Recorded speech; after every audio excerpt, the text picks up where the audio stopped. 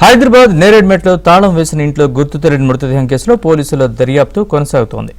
Dead body సిద్దిపేటకు చెందిన మల్లేష్ దిగా గుర్తించారు. హైదరాబాద్కు తాపీ పని కోసం వచ్చిన మల్లేష్ నేరేడ్మెట్లో అద్దెకుంటున్నాడు. అయితే 3 నెలలుగా అద్దెకుంటున్న ఇంటికి తాళం వేసి ఉంది. అద్దె కూడా చెల్లించకపోవడంతో యజమాని తాళాలు పగలగొట్టాడు. ఇంట్లో డెడ్ బాడీ ఉండడంతో పోలీసులకు ఫిర్యాదు చేశాడు.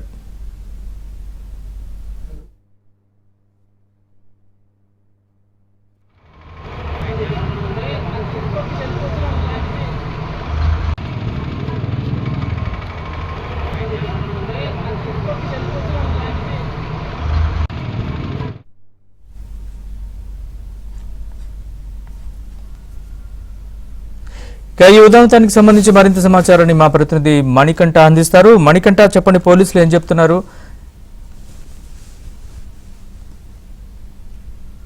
పోలీస్ స్టేషన్ పరిధిలో దారుణమైన ఘటన చోటు చేసుకుంది. ఇంట్లో దాదాపుగా 3 నెలల నుంచి ఒక మృతదేహం ఉండడం ప్రస్తుతం నేరేడ్మెట్ పోలీస్ స్టేషన్ పరిధిలో కలకలంగా మారిందని చెప్పుకోవచ్చు. మనం ఘటనా స్థలం వద్ద అయితే ఉన్నాము. నేరేడ్మెట్లో జేకే కాలనీలో స్ట్రీట్ నెంబర్ 2లో లక్ష్మీకాంతారావుకు సంబంధించిన ఇల్లు అయితే ఉంది. అయితే అతను ఆ ఇంటి యజమాని ఆల్వాల్లో అక్కడ నివాసం ఉంటున్నాడు వేరొక ఇంట్లో. అయితే గత 1.5 ఏళ్ల క్రితం సిద్దిపేటకి చెందిన మల్లేష్ అనే వ్యక్తికి ఈ పోర్షన్ అయితే రెంట్కి ఇచ్చాడు.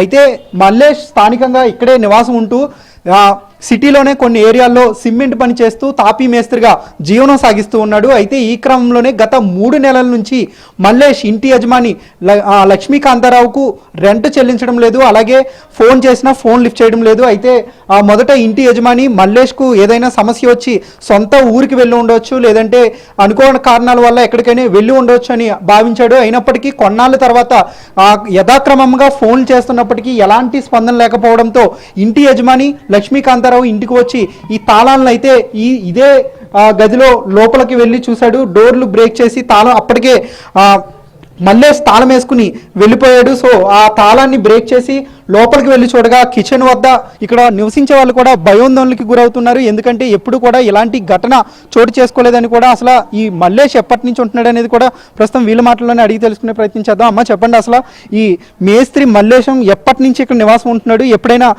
మీకు పరిచయం ఉన్నారు అసలు? అట్లా సార్ మాకు తెలియదు సార్. అడితే ఆ పరిచయం తెలియదు, మేము చూడలేదు అన్నాను ఎప్పుడే. ఆయన ఇట్లా జరుగుతుందని మేము ఎప్పుడు అనుకోలేదు. ఆ టాకన చేసిపోయినారు సార్, మాకైతే తెలియదు ఇటాటవన్నీ. ఎస్, ప్రస్తుతానికి స్థానికులు కూడా ఒకటే చెప్తున్నారు. ఇక్కడ ఎవరైతే తాపీ మేస్త్రిగా ఉన్నాడో మల్లేష్, అతనితో పరిచయం లేదు. అతను ప్రస్తుతం పరారీలో ఉన్న మల్లేష్ కోసం పోలీసులు పలు బృందాలుగా ఏర్పడి గాలిస్తున్న సందర్భం కూడా ఉందని చెప్పుకోవచ్చు. అయితే ఈ ఘటన స్థానికంగా నేరేడ్మెట్ పోలీస్ స్టేషన్ పరిధిలో స్థానికులు తీవ్ర భయోందోళనకి గురయ్యారని చెప్పుకోవచ్చు. వీడియో జర్నలిస్టు లక్ష్మణ్తో మణికంఠ, ఏబిఎన్ ఆంధ్రజ్యోతి, హైదరాబాద్.